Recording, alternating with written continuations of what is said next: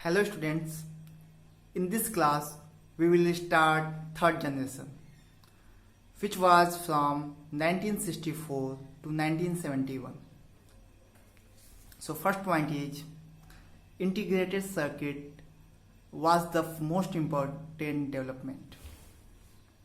Students, आज हम लोग थर्ड जनरेशन स्टार्ट करेंगे जो कि 1964 से 1971 माना जाता है और इसमें देखेंगे क्या क्या टेक्नोलॉजी चेंज हुई, क्या क्या डेवलपमेंट हुए और कैसे हमारा कंप्यूटर इस जनरेशन में मोस्ट पावरफुल और मोस्ट यूजफुल बना और यहीं से हमारे मॉडर्न कंप्यूटर का डेवलपमेंट स्टार्ट हुआ।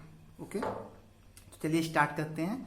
तो सबसे पहला जो मोस्ट इम्पॉर्टेंट टेक्नोलॉजी चेंज हुई वो थी IC. IC means integrated circuit. जैसे आपने देखा कि सेकेंड जनरेशन में ट्रांजिस्टर यूज होता था, लेकिन थर्ड जनरेशन में आईसी जा गए। ये भी आपके इलेक्ट्रॉनिक डिवाइस होते हैं जो कि आपके इलेक्ट्रॉनिक डिवाइसेस एंड कंप्यूटर में यूज होते हैं।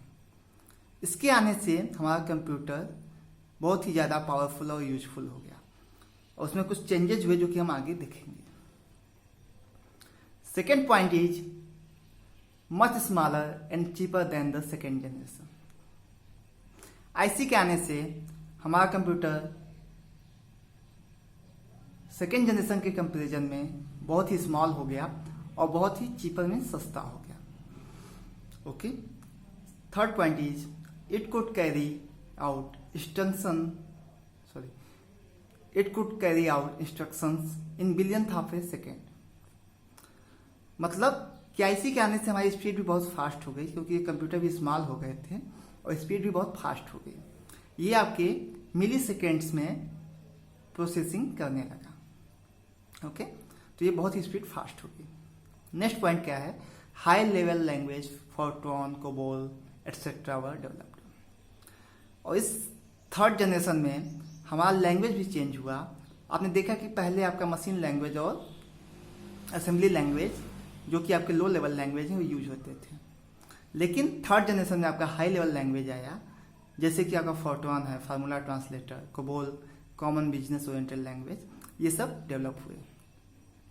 हाई लेवल लैंग्वेज का मेन एडवांटेज क्या होता है कि हम लोग इसमें इंग्लिश टाइप लैंग्वेज अपने लिख सकते हैं, प्रोग्रामिंग कर सकते हैं और इंस्ट्रक्शन दे सकते हैं। इससे हमारा प्रोग्रामिंग और इंस्ट्रक्शन बहुत ईजी हो गया क्योंकि फर्स्ट जनरेशन और सेकेंड जनरेशन में हम लोग सिर्फ मशीन लैंग्वेज और असेंबली लैंग्वेज यूज करते थे जो कि बहुत हार्ड होते थे उन्हें प्रोग्रामिंग करना। Okay, next point is user interacted with third generation computers through keyboard and monitors and interface with an operating system. Third generation में ही आपका मॉनिटर और कीबोर्ड आया इनपुट और आउटपुट के लिए।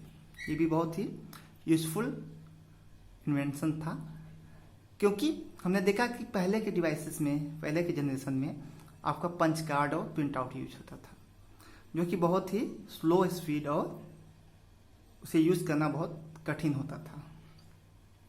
मॉनिटर और कीबोर्ड आने से हमारा इनपुट और आउटपुट बहुत ही इजी हो गया और हमारा इंटरफेस भी चेंज हुआ और ऑपरेटिंग सिस्टम डेवलपमेंट हुआ। मतलब ऑपरेटिंग सिस्टम क्या होता है? सेट ऑफ प्रोग्राम्स या सिस्टम सॉफ्टवेयर जो कि आपके सारे कंप्यूटर के प्रोग्राम्स और ऑपरेशंस को कंट्रोल एंड मैनेज करता है। फॉर एग्जांपल आपने विंडो 7, विंडो 8, विंडो 10 जो कि ऑपरेटिंग सिस्टम यूज किए जाते हैं और यही ऑपरेटिंग सिस्टम है फर्स्ट प्रोग्राम जो कि हमारे कंप्यूटर में सबसे पहले रन होता है और हमारे कंप्यूटर को कंट्रोल करता है। ओके, इसके बाद आपका RAM chips, hard disk, floppy disk were develop. Third generation में ही आपका रैम चिप आया, हार्ड डिस्क आया स्टोरेज के लिए और फ्लॉपी डिस्क आया। रैम मतलब रैंडम एक्सेस मेमोरी जो कि आपका प्राइमरी मेमोरी होता है।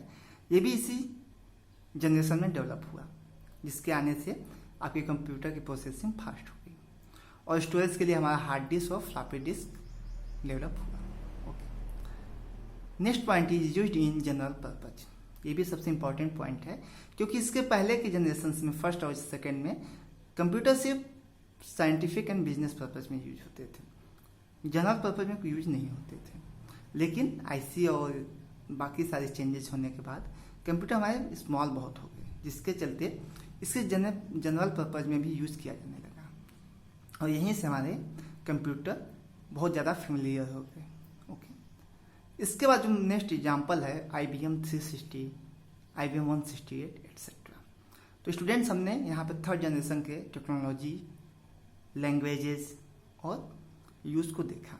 इसमें आपका सब IC आया, कंप्यूटर बहुत स्मॉल और चीपर हो गए, इसकी स्पीड बहुत फास्ट हो गई, हाई लेवल लैंग्वेज आए, मॉनिटर, कीबोर्ड और ऑपरेटिंग सिस्टम आए, RAM, chip, hard disk, floppy disk आए और ये जनरल पर्पस में यूज होने लगा। ओके स्टूडेंट्स, तो ये हमारा थर्ड जनरेशन था। इसके बाद हमारा फोर्थ जनरेशन आया जो कि आजकल हम यूज़ करते हैं, उसे हम लोग नेक्स्ट वीडियो में देखेंगे। Okay, thank you.